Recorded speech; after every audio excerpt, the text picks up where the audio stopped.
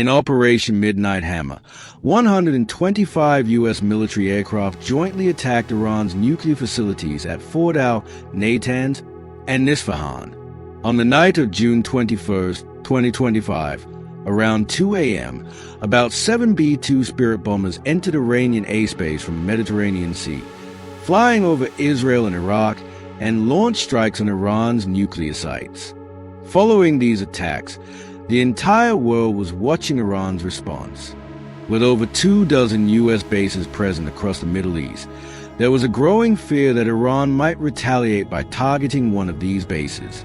And 2 days later, that's exactly what happened. Iran launched attacks on the U.S.'s Al-Udeid Air Base in Qatar and the Ain al-Assad Air Base in Iraq. However, this was not the first time American bases had been targeted. Iran has previously attacked U.S. bases and assets on multiple occasions, and once even disabled an entire American warship.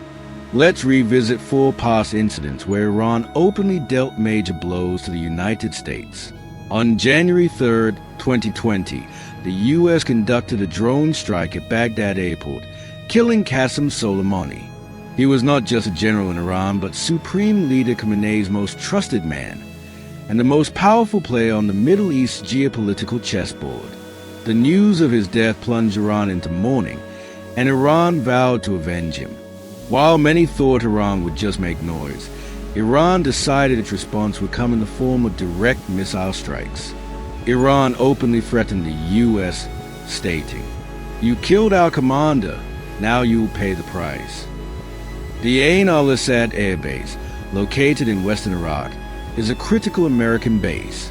Just 6 days later, on January 8, 2020, at 1:20 a.m., dozens of Fatih and Chiam ballistic missiles lit up the skies and rained down like fire on the American base. Iran's attack was highly targeted. The missiles pinpointed fuel depots, aircraft shelters, and command posts with remarkable accuracy. And astonishingly, not a single missile missed. Although the U.S. had prior intelligence and soldiers had taken cover in bunkers, the missile strikes still caused immense destruction. Hangars, runways, barracks were all reduced to rubble. Initially, the U.S. claimed there were no casualties, but later it was revealed that over 100 American soldiers suffered traumatic brain injuries. Their nervous systems were severely affected. Some lost consciousness, some went blind temporarily. But the world truly took notice of Iran's boldness when it openly accepted responsibility for the attack, saying, "This was just a warning. If the U.S. escalates further, a bigger response awaits." The U.S. tried to downplay the impact of the missile strikes. Then President Donald Trump initially tried to defuse the situation by saying all is well. But satellite images, soldier videos, and before and after visuals exposed the reality. Iran later stated, "If we had wanted to, we could have targeted the American soldiers' barracks directly. But our intention wasn't to kill, it was to send a message." The world was shocked by how Iran brazenly launched a missile barrage on an American base, and the U.S. remained a silent spectator. A year earlier, there had been another major incident where Iran gave a strong response to America. On a quiet night in June 2019, an American drone, the RQ-4 Global Hawk, worth $200 million, entered Iranian airspace. But within just 20 seconds, Iran turned this pride of the U.S. into fire. Tensions between the U.S. and Iran were already high in 2019. President Donald Trump had imposed harsh sanctions on Iran and told other nations not to buy oil from them. As a result, Iran's oil exports had nearly dropped to zero. Iran wasn't sitting idle. In the Persian Gulf, Iranian proxies secretly attacked oil tanker vessels. To spy on Iranian military movements, the U.S. deployed the RQ-4 Global Hawk drone. The unmanned drone entered Iran's coastal territory, flying at 60,000 feet, a height at which normal air defense systems don't operate effectively. But Iran used its 7 Khordad missile system, locked onto the drone, and fired. The U.S. never imagined Iran's missile system could reach 60,000 feet. As a result, the missile hit the drone directly, and the sky over the Persian Gulf lit up with fire. According to Iran, the drone had violated their airspace by 15 kilometers, but the U.S. claimed the drone was in international airspace. At first, Trump, the U.S. threatened to conduct airstrikes on Iran, but no strike actually took place. Now let's go back to 1987. During the Iran-Iraq War, tensions escalated heavily in the Persian Gulf. Iran was targeting Kuwaiti oil tankers, and this raised global fears of an impending oil crisis. That's when the United States launched Operation Onus Will, during which U.S. Navy warships began escorting and protecting Kuwaiti oil tankers, safely guiding them to the Arabian Sea. This operation, which lasted a year, became the largest U.S. naval convoy operation since World War II. But despite the American operation, tensions didn't decrease. The U.S. then gave permission for Kuwaiti oil tankers to be reflagged, meaning the Kuwaiti flag on many tankers was replaced with the American flag. It was then declared that any attack on a ship bearing the American flag will be considered an attack on the United States.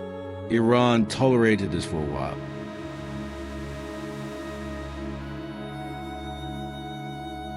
But on October 16, 1987, it had enough. MV Sial City, a Kuwaiti ship that had been reflagged as American, was targeted by Iran.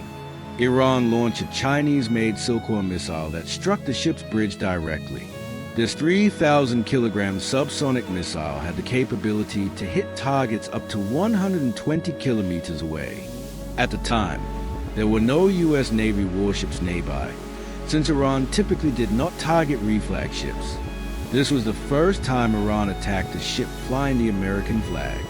The attack injured 18 crew members, and the ship's captain, an American citizen, lost both eyes due to facial injuries. Attacking a U.S. flagship was seen as a direct challenge to the confidence of superpower. In retaliation, 3 days later, the U.S. Navy destroyed 2 Iranian oil platforms in the Persian Gulf. Though these oil platforms were no longer producing oil, Iran's Revolutionary Guard Corps was using them for military purposes. Now let's see how Iran managed to disable a U.S. Navy warship. During Operation Onus Will, Iran used a tactic to destroy oil tankers in the Persian Gulf that even managed to cripple a U.S. warship.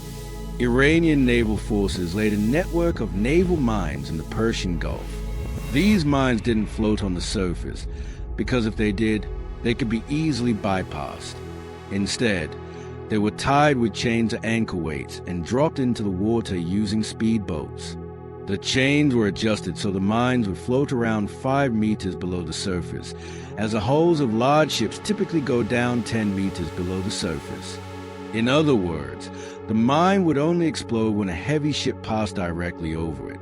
On April 14, 1988, during Operation Onus Will, a U.S. Navy-guided missile warship, the USS Samuel B. Roberts, had just arrived to participate in the operation when it struck an Iranian contact mine in the middle of the Persian Gulf.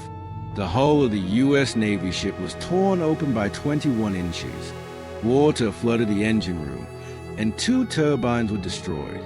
A $500 mine nearly sank a $90 million ship.